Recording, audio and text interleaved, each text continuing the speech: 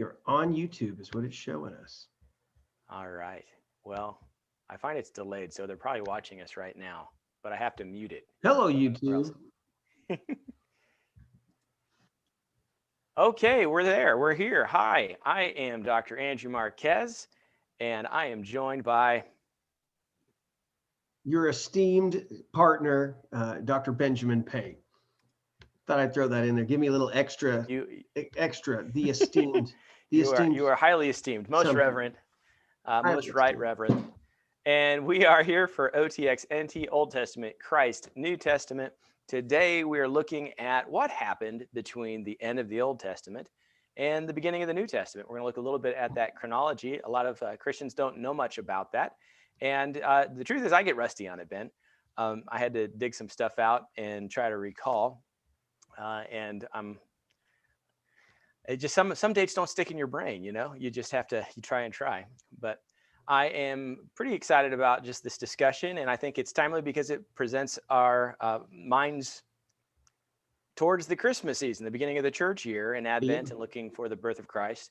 And so we're going to close the gap between, Second Chronicles, the end of Malachi, and Matthew today. That's kind of the goal. So let's go ahead and begin with our prayer, our Father, and we will jump into this discussion. Our Father, who art in heaven, hallowed be thy name. Thy kingdom come, thy will be done, on earth as it is in heaven. Give us this day our daily bread, and forgive us our trespasses, as we forgive those who trespass against us. Lead us not into temptation, but deliver us from evil. For thine is the kingdom and the power and the glory forever and ever. Amen. Amen. Hey, can you hear me okay, Ben? I can hear you. Can you hear me? I can hear you, which Okay. hopefully that means they can hear us. I would assume, because I'm on the receiving end. You're on the put this all together thing. So hey, look. So I think this is a relevant conversation to have. In that we're looking at the storyline of the Bible. I was even talking to my students today. I was teaching in the Pentateuch this morning, and just talking about, I try to have them. I would like them to build a timeline so they can kind of track the flow of what are the events of the Pentateuch, because there's a narrative that spans that. But I think often that we get to a point where we kind of get hazy about events even in the Old Testament. And so I think where we should probably start is how do we get from, let's just say, Daniel in the lion's den to Jesus, right? Because there's a gap there. So just to kind of put this into perspective, we and chime in if you need to chime in on anything here. But here's what we see, so we get Daniel. Daniel goes into exile into Babylon around 605 BC, and the temple is destroyed in 586 BC. Jews, and they're able to go back and to build their temple in 539 BC. And so there's a big time frame there, right? So that kind of ends the book of Daniel, that ends the book of Chronicles, that ends the book of Kings. Though Chronicles, I think, is probably the last book of the Old Testament to be written, kind of placed on where it's at in the canon. But there's a couple big events that take place prior to the closing of the storyline of the Old Testament. So after, of course, after the Jews are allowed to go back in 539, Ezra starts his mission. He goes in about the 450s to go back. But even prior to that, there was a group that was there to build the walls of Jerusalem, or not to build it, to build the temple, because Jerusalem comes later. So to be rebuilt, and the temple is going to be finished in 515 BC. So you have 515 BC, you got 539, Jews are allowed to go back. By 515, the walls are done, and that's all. The Jerusalem, blah, blah, blah, the temple is done. That's contained. You find out in that story, though, too, that Ezra goes. Then you get the story about Nehemiah who he will go, and Nehemiah will go back to rebuild the wall. And you eventually find that Jerusalem is going to be finished. The wall are going to be finished of Jerusalem around 444 BC. So in a nutshell, 586, the temple is destroyed. 539, they're allowed to go back. 515, they rebuild the temple. And then 444, the walls in Jerusalem are restored. So that's the kind of major events. We kind of stop around that time. We know that there's complacency. We know there's sin in the land, but we don't really hear much more take place beyond that time frame.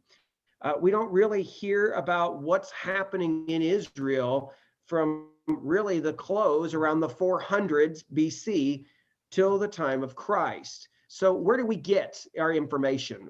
You've had to study a lot of that stuff. What did you got to look to get into that? Well, and that's, by the way, we're getting a little bit of a delay. I'm not sure if it's your end or my end. So I'm pulling off any stuff I've got just in case that's draining our bandwidth here. But looking at all that, one, we get some information prophetically from the Bible, right? So, we have Daniel, and there's a certain degree where I think Daniel is telling near future events of the empires of Greece and of Rome, and he's in Persia. And then we have some Daniel events that I think are long time end of the world type things. And so, it's not as though the roadmap wasn't necessarily there. In fact, they have it in advance. But then we also have the apocryphal writings, as we refer to them. If you were Catholic, you would refer to them as the books in our Bible that the Protestants don't have.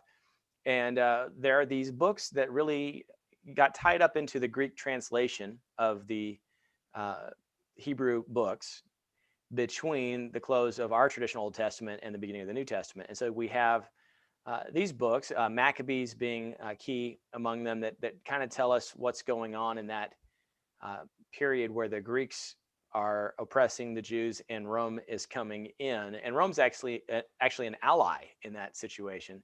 And so we do have books, right? We also have the pseudepigraphical books, which these are books that are called falsely named books, that are even less revered in Jewish circles than the apocryphal writings, but they're helpful. So you'll find 1st and 2nd Enoch, and you'll find Judith and Tobit and some wisdom literature and these types of things.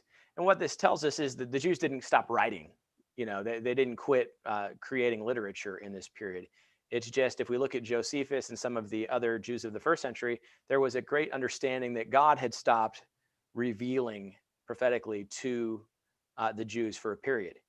And it's not the first period that this has happened. I mean, if I recall, Samuel, when he hears from the Lord, it's a big deal because God had ceased to speak for a while to the prophets. And so Samuel hears the voice, and the one good thing Eli maybe did in his entire life is direct Samuel to address the Lord and hear from him. And so we do have a period, a gap, where it's not that God's not working through his people and working through their religious system. It is that the prophetic revelation of Scripture is not being given for a period. So I don't know. I just think it would be good. Last time we talked about Daniel 2, we hinted at Daniel 7. We could just look at these nations that are disclosed in the statue of Nebuchadnezzar in chapter 2, and these beasts coming out of the sea in chapter 7 is kind of a baseline. I think that's a nice way to look at it. And you've been in Daniel 7. You want to just talk about the beast real quick? Let's do it. So, all right. So when you read chapter 7, that's Daniel's dream. It's the final dream really in the Old Testament that's given. And so in that dream, he's got these beasts that come out of the water. And the first one comes out as a lion. The second beast that comes out is a bear with one side raised up and ribs in his mouth. The fourth is a leopard that has wings. It has wings on its back. And then the fifth one, or the fourth one after that, is a one that is really, it's indescribable. And it's got these iron claws, and it's and these or iron teeth, bronze claws.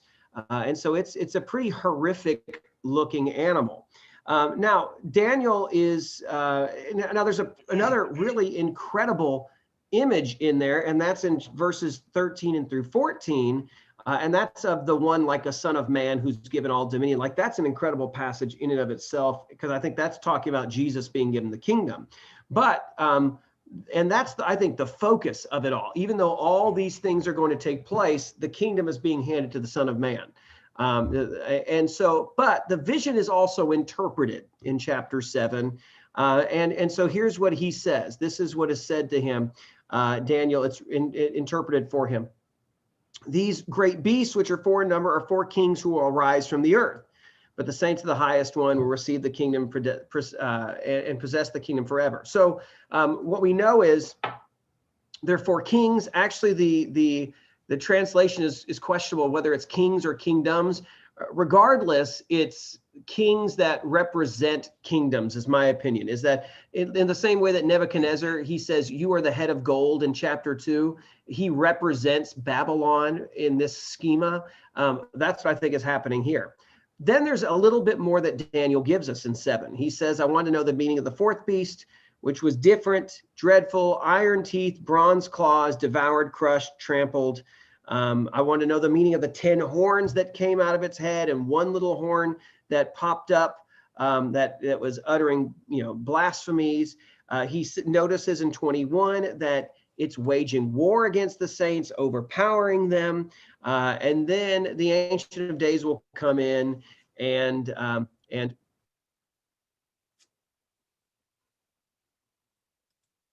this 4th kingdom. So that being said, too, it's also explained, and we find out that the 4th beast is a 4th kingdom, that the horns are little kings that will arise, and one of them is going to be an individual who will subdue 3 other kings. And in Revelation, if it talks about the Antichrist, where the 10 kings will give their authority over to him.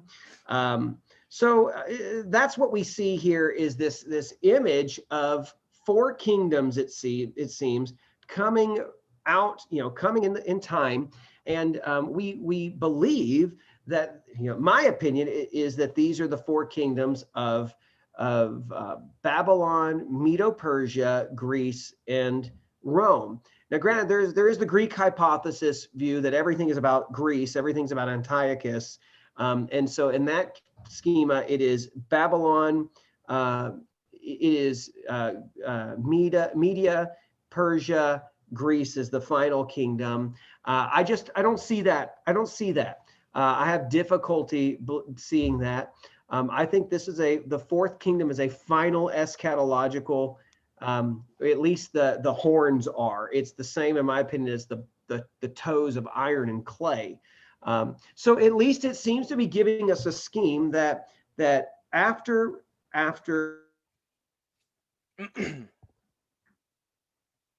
next chapter, in chapter 8, he's very explicit that after Babylon will be Persia, and right after that will be Greece. So I believe that, and I believe there's correlation between the two. So I think that he talks about in chapter 8, there's a ram with 2 horns and one's bigger than the other. I think that, and he tells us explicitly that's Persia. I think that's supposed to be the correlation with the bear, where one side's raised up higher than the other. You've got the horn that smashes into 4 of the he-goat. I think that, and the speed, I think that correlates to this leopard that you see coming out of the water. That, by the way, that leopard as well has had 4 heads, just like this one's going to have 4, 4 horns. So I think the scheme is that they're preparing everybody, and I think 8 gets very explicit about this, is when Babylon's gone, Persia comes on the scene. And we see that even by chapter 5 of Daniel, the Persians come in, and by chapter 6 is the Daniel the lion's den story. And after the Persians come in, and Persia, the Persian Empire is where we find the story of Esther, all of that taking place. The Persian Empire is when Ezra goes back, and prior to that, you have Zerubbabel go and rebuild the temple in 515. And some of the prophets are speaking during that time saying, hey, get the job done, finish the temple, don't be stopped, do it all.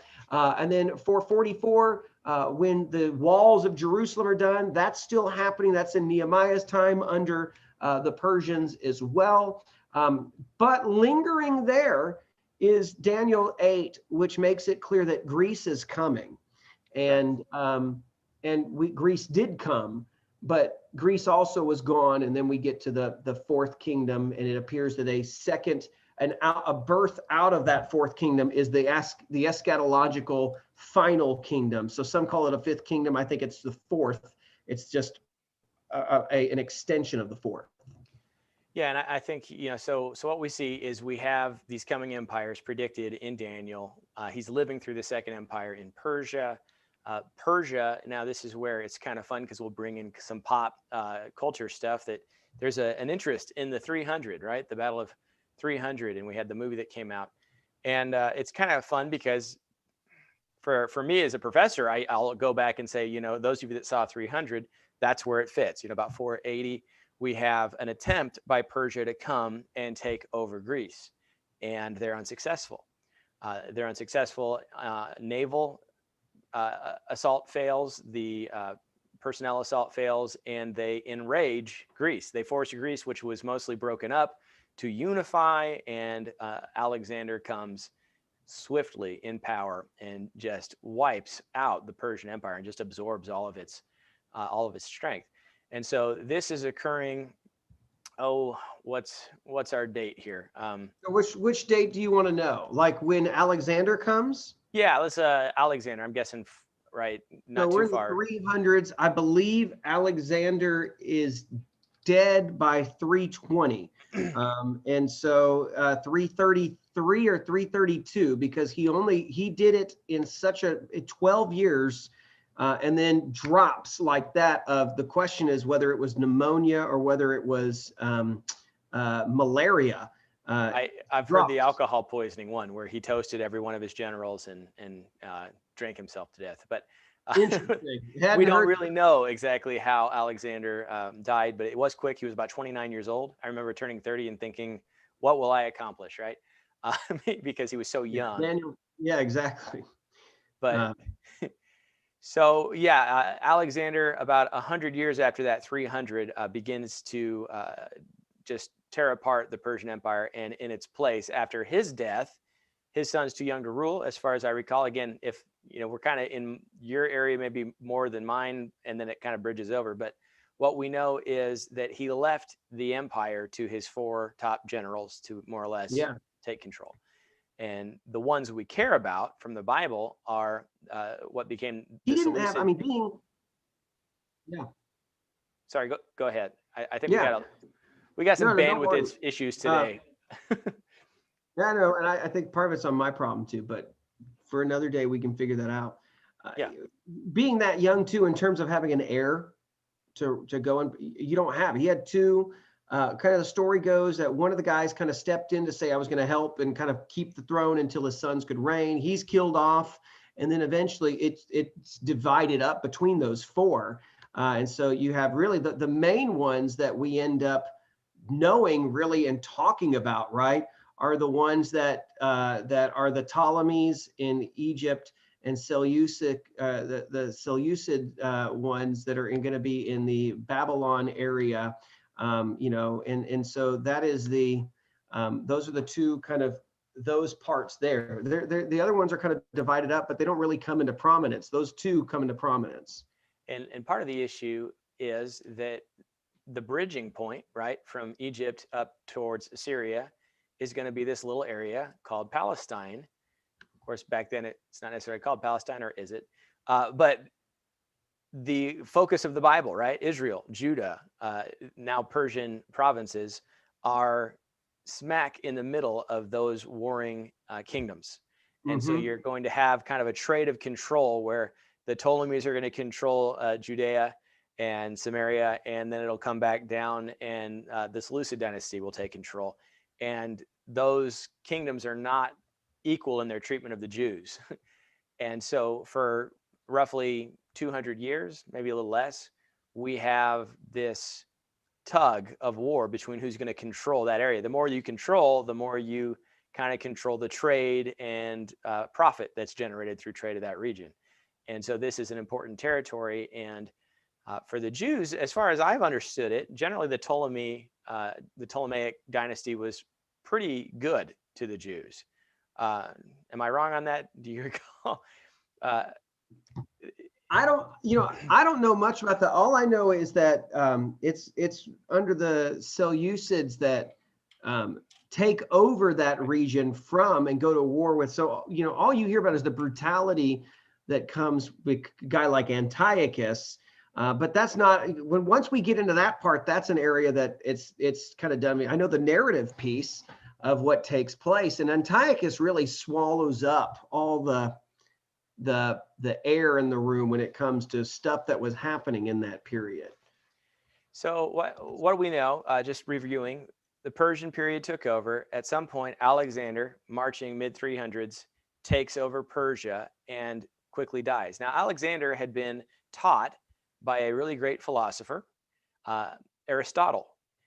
And Aristotle, as the philosopher, had incorporated the values of the Greek citizen into Alexander.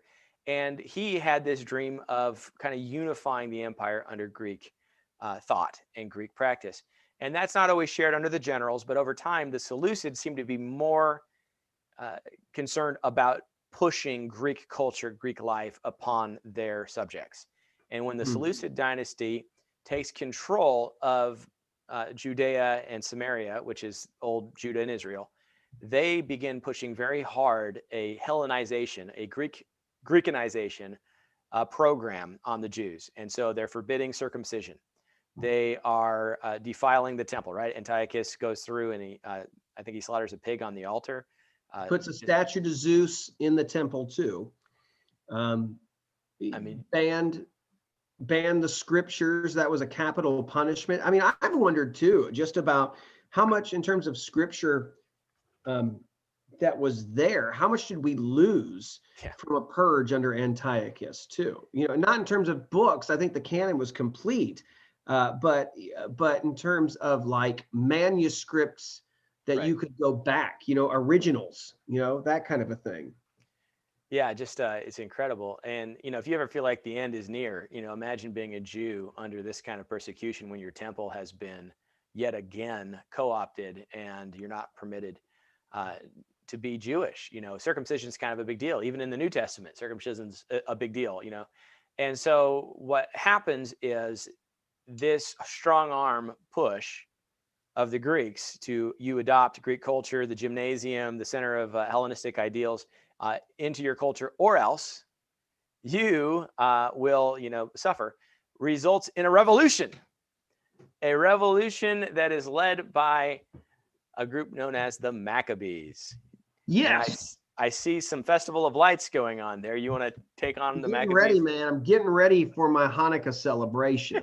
Because, can I say this? Before I started looking into this, I always looked at Hanukkah with suspicion. Like, Hanukkah to me was like the anti-Christian, or the Christian alternative to December, right? Because everyone's either, hey, Merry Christmas, Happy Hanukkah. I'd be like, what the heck? Like, why can't we just have our Christmas holiday? And then Hanukkah just never seemed like I didn't know what it was about. But the more you read the Bible, you realize this is the church's story too. And it's really fascinating because if you read Daniel 8, that's where this is referenced and prophesied about, because Daniel 8 tells us that little horn was coming, the little king who would arise from the Greeks. He's a foreshadowing of what would come in the Daniel 7, the last kingdom. He's a foreshadow. He's pretty terrible, but he's not the ultimate fulfillment of the Antichrist. But he's pretty bad. And so in that story, right, there's this, what's interesting though about Daniel 8, if you read Daniel 8 is this Antiochus persecution that takes place in Israel does not come unannounced. So for instance, Daniel 8 tells us that that part of this is due to the fact that Israel was pretty bad, wicked again. You look at chapter 8, verse 23. It says, in the latter period of their rule, when the transgressors have run their course, a king will arise, And what's interesting about that is what it seems to be saying, and the implication is Israel is already rebelling again. Josephus tells us that prior to pressure ever really being put on Israel to become Greek, they just did it for economic purposes, for just that they just gravitated towards. So there was really a apostasy that took place prior to any real persecution.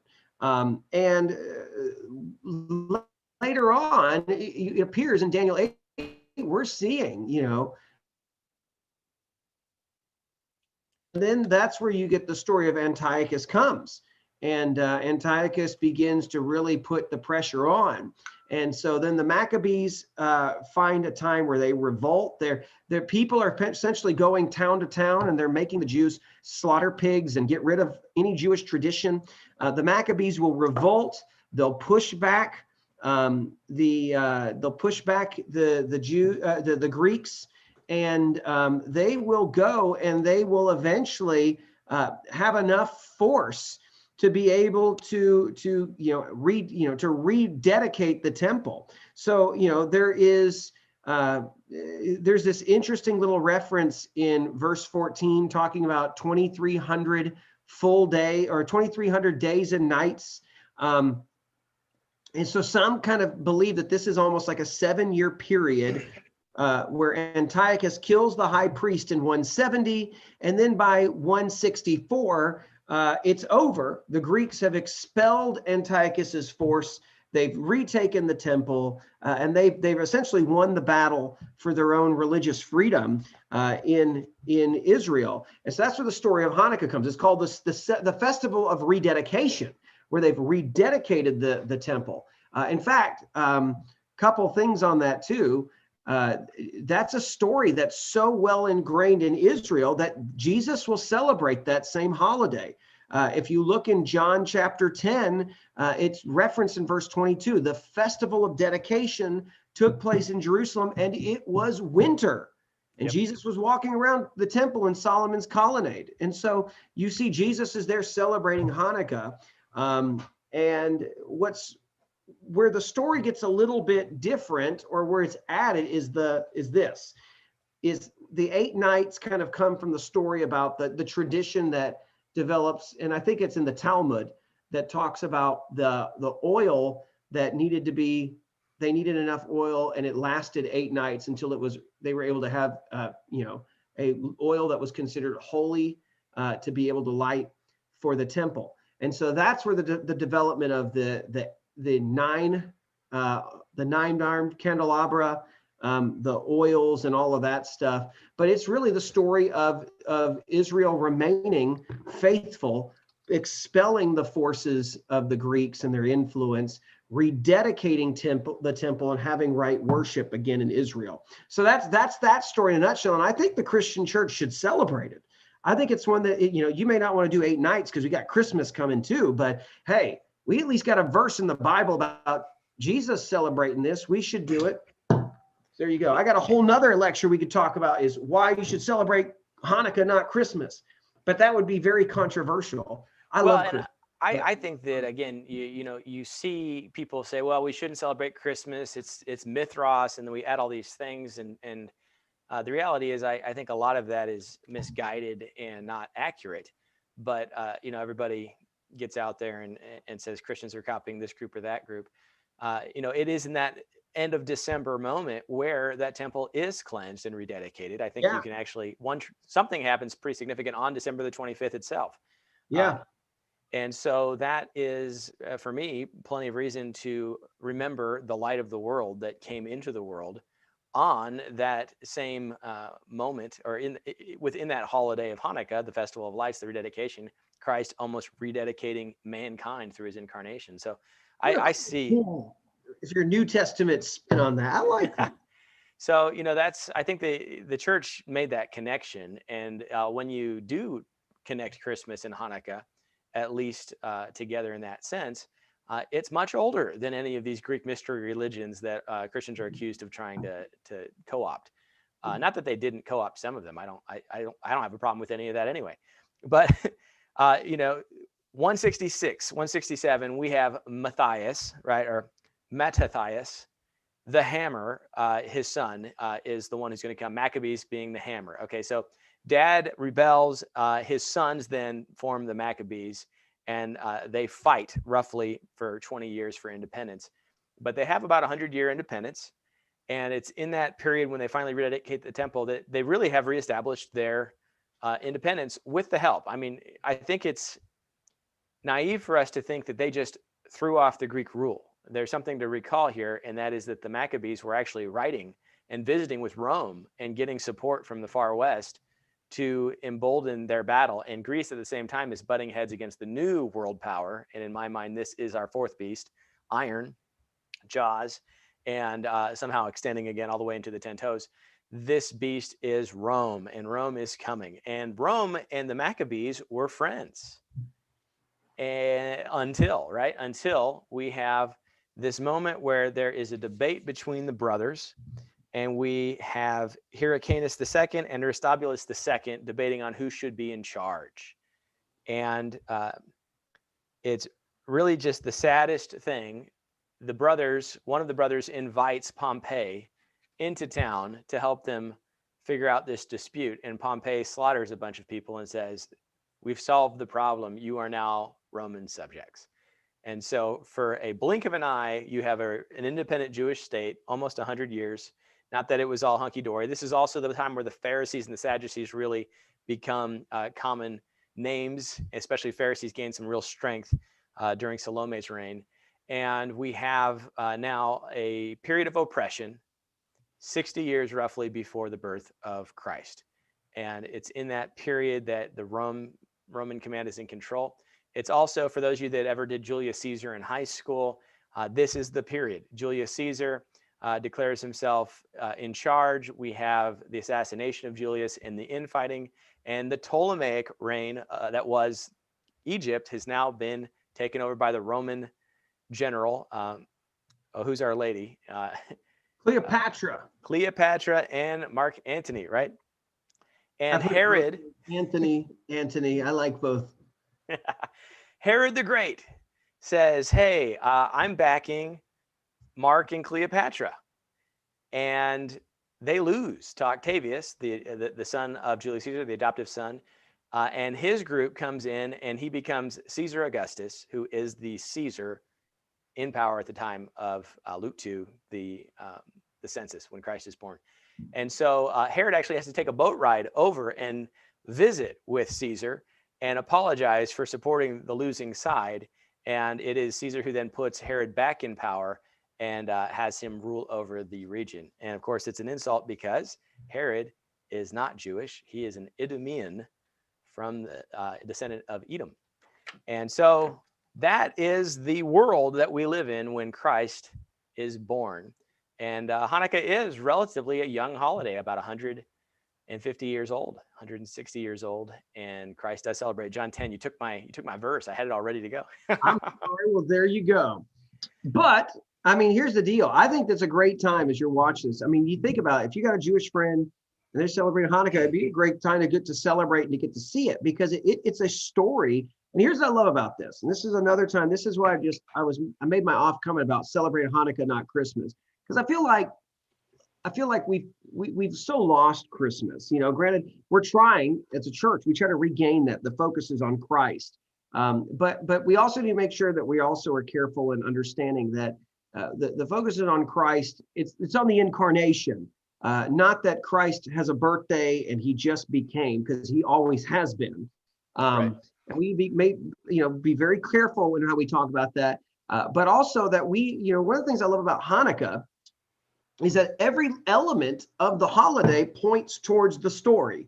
And this is something, if you spend any time at my church, my people know, like, I harp on the fact that, like, the foods point towards the story. The games point towards the story. We talk about, what do we do to make Christmas special, to point towards the story? We might put the little nativity out, but, like, what about our foods? You know, how do we point towards the story? You know, how do we...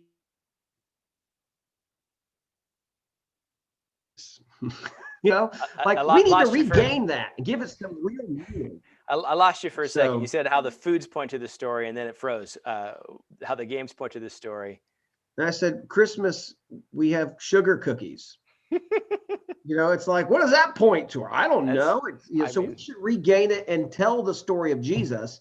But I also think this is our story too. It's in Daniel 8. It's a story that, this is another video you need to make. I ever say this every video. There's always a new topic. Festivals that are in the Bible that I think we should be interested in and should celebrate. Yeah. Well, and we've talked a little bit about church year, liturgical structure, and where should Baptists be on that? And I think that we should reclaim some of these. And most churches are doing Advent now, which was supposed to be a brief time of preparation and fasting as you look forward to the Christmas event, which the 12 days of Christmas, for those of you that don't know, those are the days after. Those are Christmas Day until Epiphanies. Those are supposed to be following. There you go. I love Christmas, just so people don't get it. I want to celebrate. Love it too. I'm so excited to get the tree out, but I don't want to spoil it. It's too soon. I'm getting close. Thanksgiving needs its holiday too, man. That's a real one. It's not a biblical one, but I like it. Yeah. Well, and then I think this would be a fun topic because I'm looking at trying to reclaim some of the festivals because they are markers, right? And what we find is Passover pointed to Christ. All right, first fruits pointed to Christ. Unleavened bread pointed to Christ. Pentecost pointed to the giving of the Holy Spirit. And what do we do for the fall festivals? We kind of let those fall off. And I think Yom Kippur has to point to something that's important. Trumpets, what's that point to? What does booths point to, or remind us of? These. I just did Peter. We're in the diaspora. We're living as the diaspora community. Booths. That's what it's supposed to remind you of, right? Well, really, their time in the wilderness, but we're supposed to, in some sense, think of ourselves in a wilderness apart from our heavenly home. So I think it'd be fun to do some of those things. But in general, as you begin to prepare, celebrate Thanksgiving as it's coming up, enjoy. But remember the story, okay? We close it out, but it doesn't end with the end of the Old Testament. It continues through 400 years up until that special announcement that we have where Mary is told by the angel that she's going to have a son. And so I'm very excited. I'm super pumped about Christmas. So same here. I just think it's important to recognize that the struggles that the people of God had all the way up to the coming of Christ, and then even afterwards. Like, I think that's just an important little piece to remember. Like, that what Israel went through is important. That's still our spiritual heritage that we should be reminded of, and recognize that that's how God worked through them, and it's to point towards something in the future too. So yeah, good stuff, man. Well, you want to close this out with the blessing? Let's do it. Here we go. May the Lord bless you and protect you. May the Lord make his face shine on you and be gracious to you. May the Lord look with favor on you and give you peace. God bless you guys. Thanks for watching. Bless you. All right. See ya.